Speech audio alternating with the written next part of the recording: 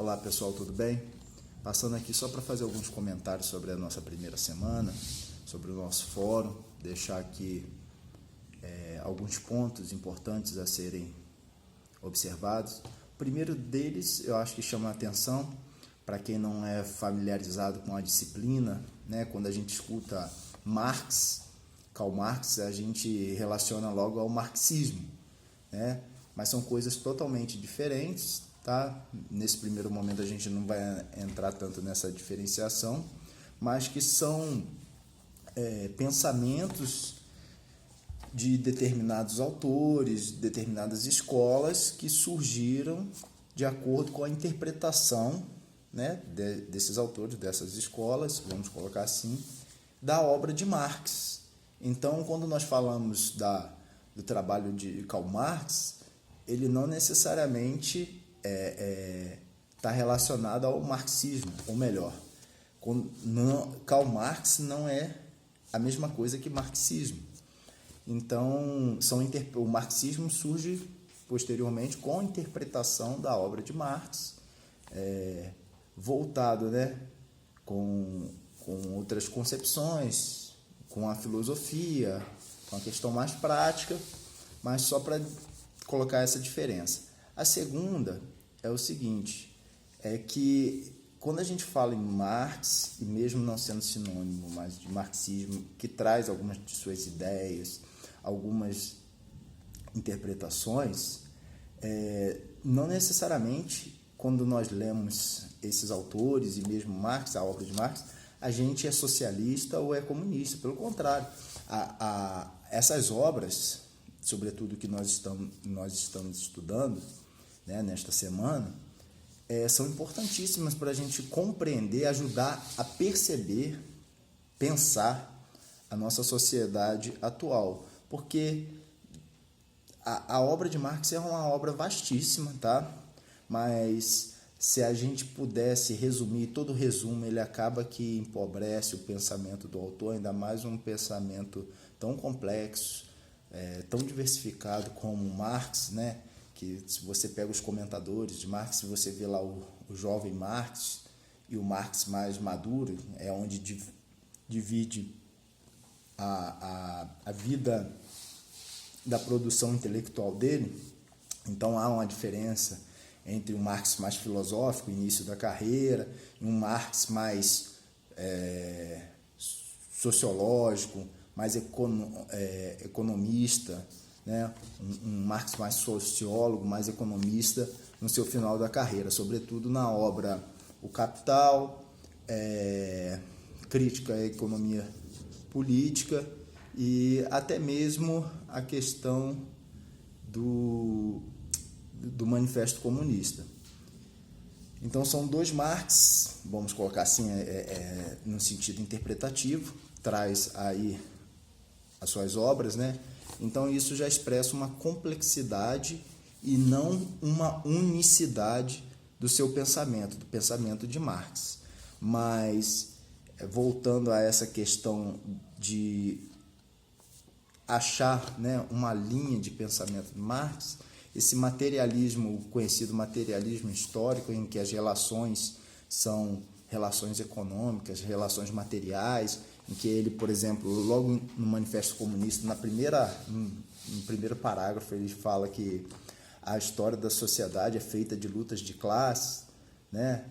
O senhor feudal contra o seu servo, e aí vem o burguês contra o operário, ou o proprietário contra o operário. Então ele mostra que as relações econômicas, as relações de produção, elas são a espinha dorsal da história da sociedade. De alguma forma, isso tem muito sentido para nós ainda hoje. Na verdade, não é Marx que está respondendo às nossas questões, né? Nós estamos trazendo as nossas questões da sociedade atual. Afinal de contas, Marx tem ali a partir da primeira metade do século XIX, a sua obra, né? Primeira e segunda metade ali. Então, 1800 já ali no final da primeira metade do século XIX, 1840, 1848, são suas obras, um pouquinho diante até 1870, salvo engano, mas que é uma sociedade, né, totalmente diferente da nossa sociedade, afinal de contas. O boom da Revolução Industrial, no sentido, não é que a Revolução Industrial tenha ocorrido em 1850, 1870, não se trata disso, mas é em que essa industrialização dos países europeus está muito forte, né? E que há, portanto, um conflito de classes. Afinal de contas, o operariado, né, sendo subjugado pelo patrão, por aquele que detém os meios de produção. E aí, relação de salário, relação de jornada de trabalho. E nesse contexto, né, um pouco mais à frente, o direito do trabalho, direitos, garantias fundamentais do trabalho, uma série de outras coisas que vem surgindo por conta desse contexto, por conta dessas lutas de classes. Então, é nesse contexto que a sua obra surge, né? Ela é construída. Diferentemente, hoje, no século XXI, em que muitas garantias, muitos direitos foram conquistados e novos problemas surgem. Mas nós pegamos o Marx, né, e pensaria o outro Marx, né, porque afinal de contas não é o Marx que está respondendo, mas a partir da nossa interpretação da obra de Marx, como ele poderia nos ajudar a compreender, a entender essa sociedade. O fato é que essa luta de classe, evidentemente, continua, seja de uma maneira um pouco mais equiparada ou permeadas por regras, né? Seja do direito do trabalho, que ora faz avanço, ora faz retrocessos, ou seja realmente no dia a dia. Então, vocês como gestores, como pessoas, administradores que estão ou estarão à frente de determinadas, seja empresas, repartições públicas, existe, de fato, um conflito, né? Não sei se vocês já tiveram essa experiência, mas, às vezes, dentro de um grupo de colegas, aquele colega, às vezes, que reclamava de determinadas situações na empresa, e ele recebe uma promoção e passa a ser o chefe da repartição ou do setor, e tudo aquilo que ele reclamava, ele acaba aplicando, ou melhor, ele acaba fazendo igual, mantendo o status quo. Ou seja, agora ele já não é tanto o proletário, fazendo a tradução, né? O proletário. Agora ele já faz parte de uma camada mais acima. Então ele pensa nos interesses do empregador, por exemplo. Então, a gente ainda visualiza isso, e as relações, evidentemente, as relações econômicas são muito fortes. Ver a sociedade através dessas relações econômicas são pontos importantíssimos, né? Afinal de contas, o Marx, apesar da sua obra, né, ter como fundamento o socialismo, o comunismo, seriam etapas posterior ao vencimento do capitalismo, né, de uma transição desse capitalismo. Ele, na verdade, ele é um sociólogo, um economista do capitalismo, do socialismo, do capitalismo. Ele é um sociólogo do capitalismo, um economista do capitalismo, porque ele pensa o capitalismo. Ele busca entender o capitalismo, ver os seus pontos fracos, né? Tentar compreender e trazer, de alguma forma, uma solução para a própria sociedade e para o homem, né? Para o homem, de uma forma geral, que possa viver uma vida mais plena, uma vida, vamos colocar aqui, total, em que ele pudesse usufruir, né, de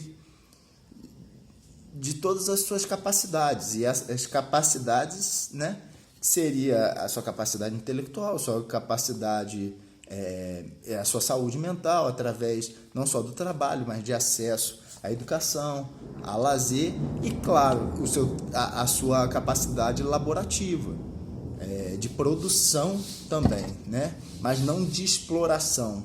E é uma dos pontos que Marx toca, é que o capitalismo ele se alimenta justamente da exploração do trabalhador, essa mais-valia, aquilo que você poderia, como trabalhador, receber, mas fica para a empresa, fruto do seu trabalho, em que pese você produzir, vamos colocar aqui um exemplo bem rápido e fácil,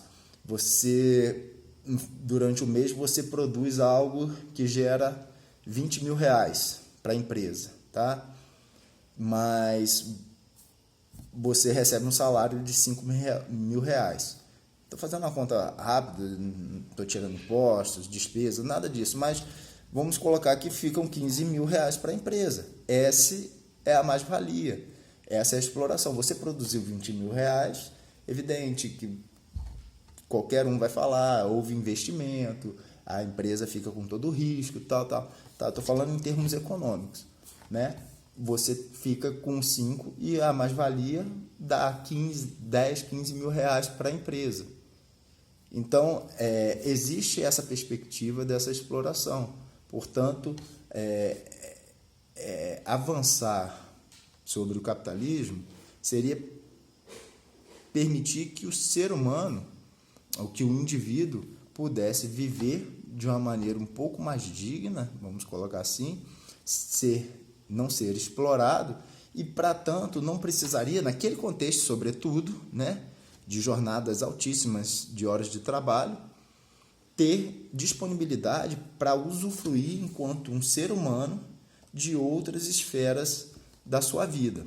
Então, é importante deixar isso claro da questão desse materialismo que permeia as relações sociais e, portanto, forma ou constrói essa sociedade capitalista baseada nessas relações de produção.